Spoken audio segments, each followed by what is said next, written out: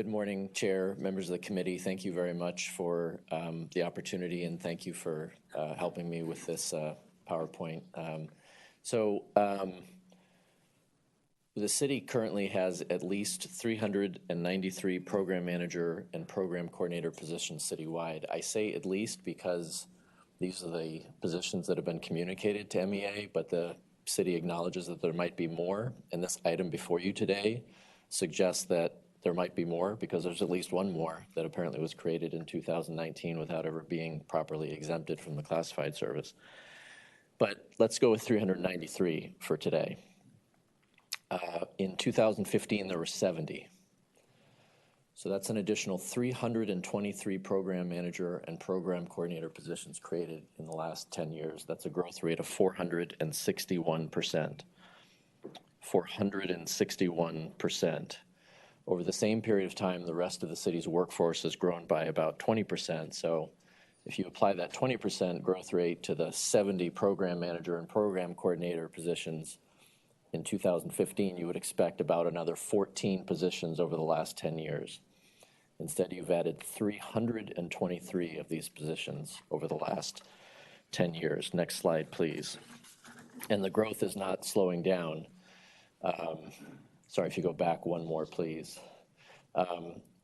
We're doubling every couple of years. From 2015 to 2018, you doubled again by early fiscal year 23, and just in the last 2 years, you've added another 100+ positions. Next slide, please. And so here's some examples as to how that manifests in certain general fund departments. So in city planning, in this fiscal year, there's 9 program manager and program coordinator positions. 5 of those, more than half of them, created in just the last 2 years.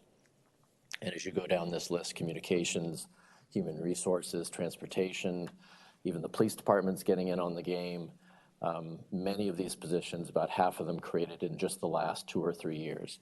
And management, loves these positions. What's not to love? They're unclassified. You get to hire whoever you want. Don't have to deal with any pesky rules or eligible lists. You get to pay them twice as much as you would pay a classified employee. And there's not a lot of transparency as to what goes on with these positions. And the increase in the increases has gotten more because the leadership is coming from the top. Next slide, please. The Office of the Chief Operating Officer. In just the last 3 years, the personnel budget there has grown by 60%. The number of positions has grown by more than 60%.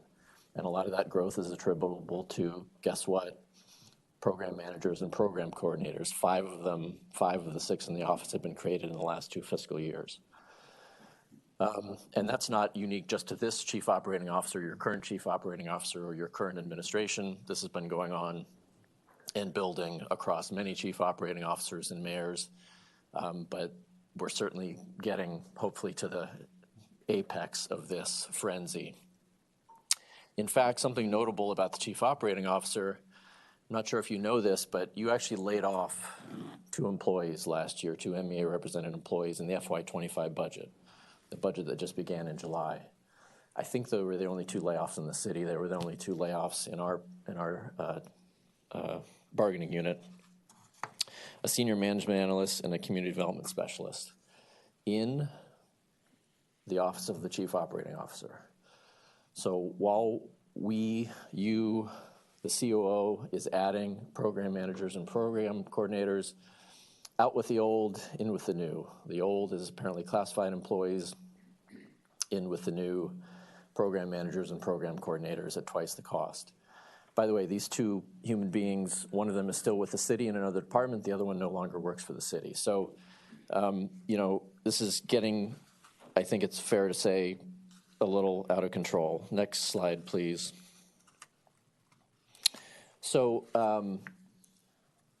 these positions are expensive, fully loaded with fringe and everything, about $250,000. So the 323 new positions, again, that's not the ones that existed in 2015, that's just the ones added since then, that equates to about $80 million in new structural personnel costs to the city, both general fund and non-general fund, plus whatever non-personnel costs go along with that. So let's call it $100 million. Just the ones added in the last 2 years, the 113, that's $30 million.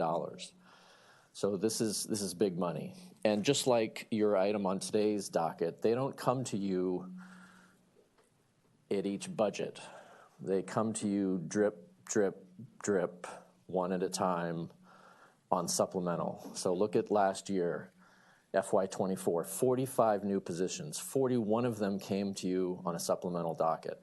The practical impact of that is when you then go to the FY25 budget, they all are in the baseline as if they've been there forever. Well, they've only been there for a few months. That's $10 million of new management positions that were put into your baseline for this year's FY25 budget because of all these supplemental ads.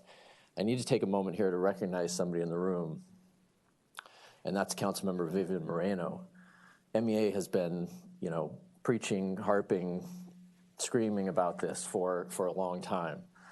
But even counting MEA's effort, nobody has been a bigger warrior on this than Vivian Moreno for the last 10 years. And I say that knowing she's only been in office for 6 years.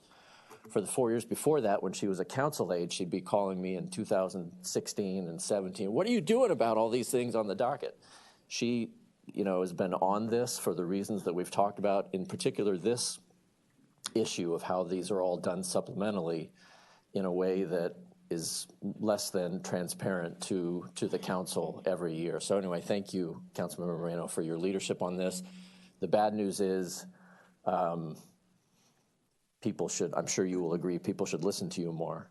The good news is because they haven't, we now have an opportunity, given the situation, the budget situation we find ourselves in.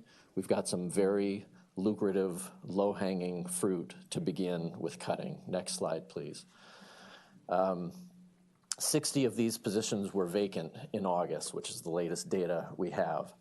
Those 60 positions, vacant positions, equate to $15 million, about half of which is general fund. I want to take a moment here to be very clear.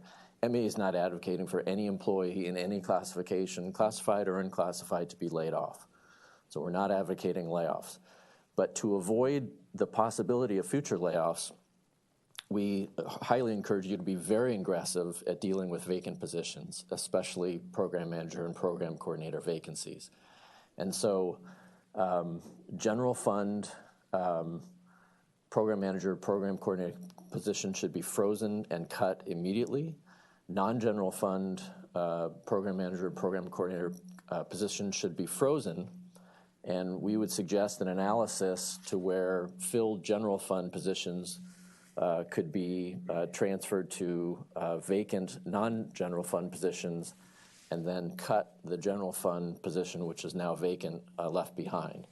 I just want to note that this analysis doesn't include all of the directors, assistant directors, deputy directors, assistant deputy directors, positions that have been added in the last several years at a rate higher than the rest of the growth, not quite as egregious as the program managers, program coordinators, but the growth has been outsized there too. And we suggest the same approach, the freeze and cut vacancies approach there. Next slide, please. So I don't mean to be flippant, but do whatever you want with this position today. That's frankly not what this is about, and it is an odd one. It was actually apparently created in 2019, but never exempted, so I don't know what's going on there, but let's set that aside. The more important issue for this committee is to send a strong message to the chief operating officer and the mayor that we need to immediately stop this madness and take advantage of the madness that has preceded us for the last 10 years by freezing and cutting these vacant positions on the general fund side, freezing them on the non-general fund side, and using those savings to get a nice head start on what's ahead for your next item related to the budget. Thank you, Chair, for the time. Appreciate it.